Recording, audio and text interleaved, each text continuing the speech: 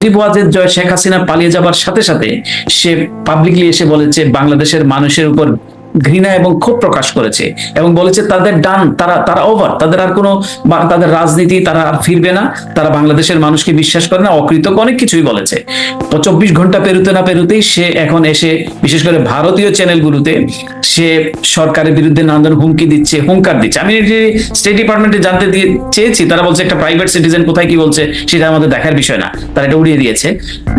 এখন কিন্তু সে এই জিনিস যে মানুষকে তার দলের নেতা কর্মীদেরকে ফেলে দিয়ে নিজের জান নিয়ে পালালো, এখন ওইখানে গিয়ে এবং বুঝতে হবে যে শেখ হাসিনা ভারতের মধ্যে আছেন। আমি বিশ্বাস করি, আমি ইন্ডিয়ান চ্যানেলগুলোতে বলেছি যে ভারতের কিন্তু ড্যামেজ কন্ট্রোলের সময়।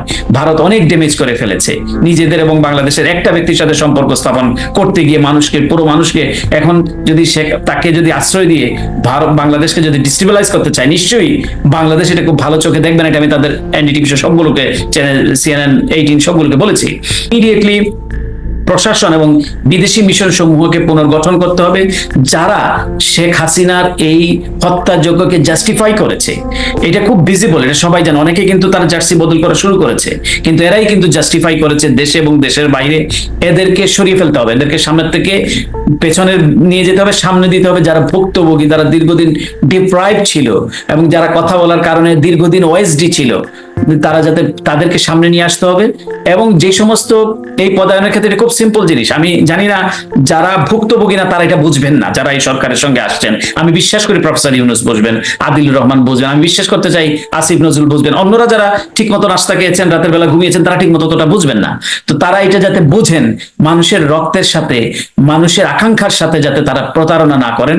সস্তা জনপ্রিয়তা, পলিটিশিয়ানদের মতো সস্তা জনপ্রিয়তার অর্জন করার জন্য কেউ যাতে না বলেন কাউকে ছাড়া হবে না, কাউকে যে ক্ষতি সাধন করছে সে যে দলেরই হোক, এইসব বলার আপনাদের দরকার নাই। আপনারা যে জঘন্য হত্যাকাণ্ড ঘটিয়েছে শেখ হাসিনা এবং তার বাহিনী, এখনো তারা আমি খুব আশ্চর্য হয়েছি যে ছাত্রলীগ খুব সহজে তারা ডাকাত লীগে পরিণত হয়েছে, তারা এগুলি করছে। এবং আপনি দেখেন একটা সমাবেশে কিভাবে তারা চুরি বললাম দা অস্ত্র নিয়ে তারা সেগুলি করছে। তো এই বিষয়গুলোকে প্রপারলি অ্যাড্রেস করতে হবে।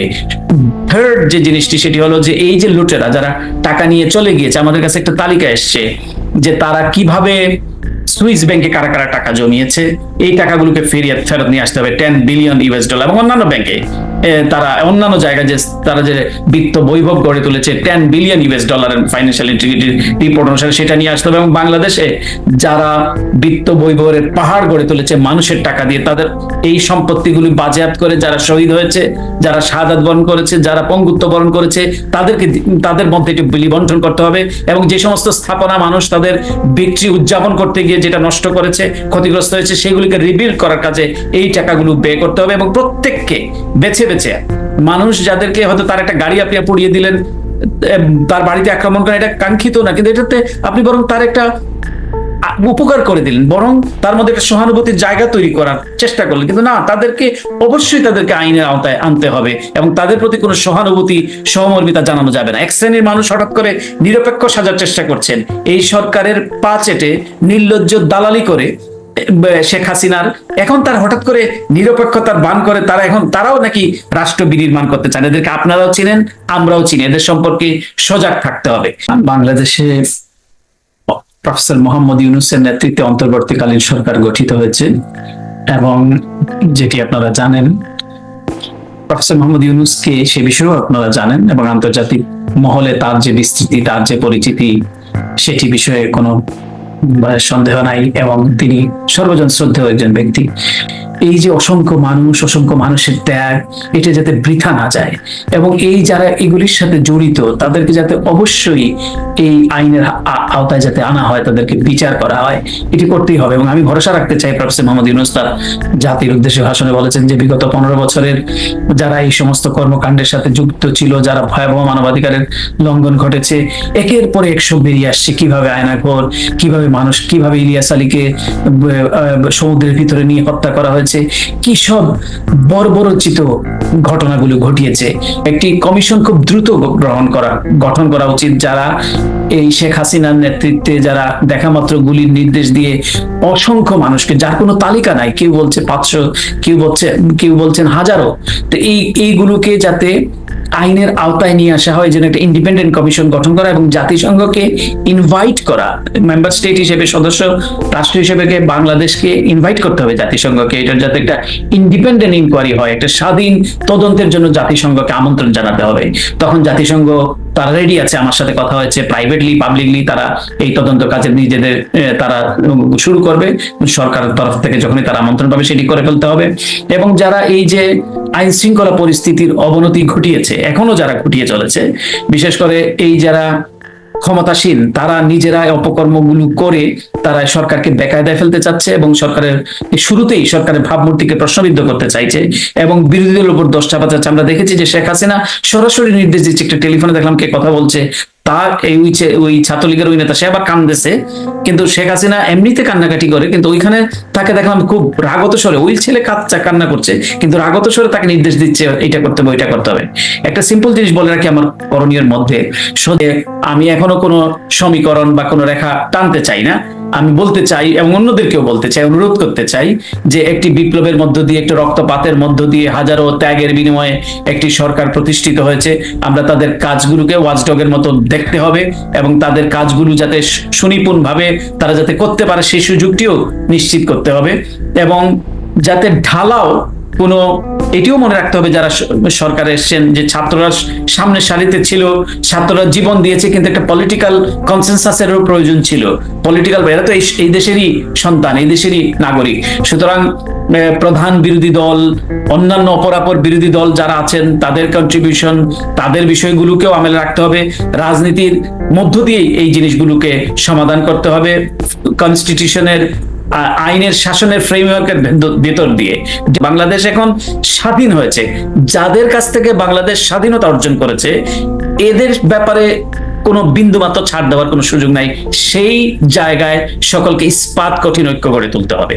এই সুযোগ সন্ধানীরা যাতে কোনোভাবেই সুযোগের সদ্ব্যবহার না করতে পারে, সেটি আমি দেখেছি বিএনপি খুব শক্ত ভূমিকা গ্রহণ করেছে, কারণ বড় দল, তাদের দায়িত্ব বেশি এবং বেগম খালেদা জিয়া যিনি প্রধানমন্ত্রী, যিনি অন্যায়ের শিকার, তিনি হাসপাতালের বিছানায় বসে তিনি বক্তৃতা করেছেন এই অবস্থাতেও, এবং তিনি সকলের প্রতি যে উদাত্ত আহ্বান জানিয়েছেন, বিএনপির ভারপ্রাপ্ত চেয়ারম্যান, জামাতের আমির মাহমুদুর রহমান মান্না, নুরুল হক নূর, যারাই সকলেরই এটি কিন্তু মানে এই অ্যাপিলটা করার কথা সেটি তারা করেছেন।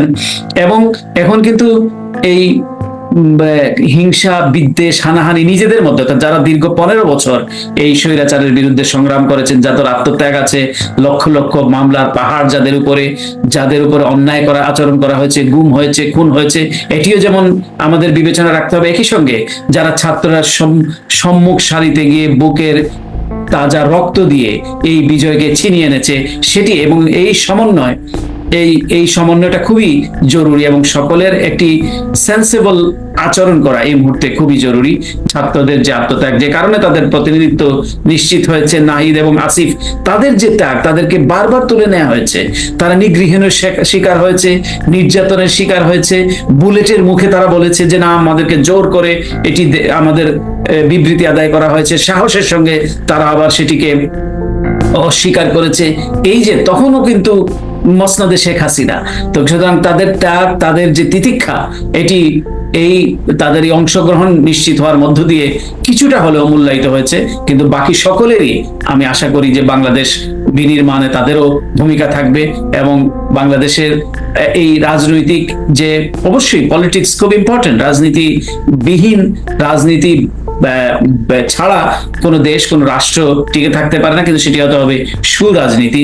সেদিকেই বাংলাদেশ অগ্রসর হবে এবং যারা দায়িত্ব নিয়েছেন অন্তর্বর্তীকালীন সরকারের উপদেষ্টা হিসেবে, তাদেরও এই সময়ে অত্যন্ত সজাগ দৃষ্টি রাখতে হবে। শুধু ঢালাও সমালোচনা, ঢালাও কথাবার্তার চেয়ে বিষয় হলো কাজের চেয়ে, আমি জানি অনেকে সেখানে কাজের উপযুক্ত এবং কাজের জন্য তারা তাদের সর্বোচ্চটি দিবেন, এটি যেমন প্রত্যাশা, তেমনি আমাদের যারা আমরা বাইরে, তাদেরও আমাদেরকে সজাগ দৃষ্টি রাখতে হবে এবং ভুলগুলি তুলে ধরতে হবে সঠিকভাবে এবং সঠিক পথে, যাতে এই অন্তর্বর্তীকালীন সরকার অগ্রসর হয় একটি সুন্দর সুখী বাংলাদেশ বিনির্মাণের পথে।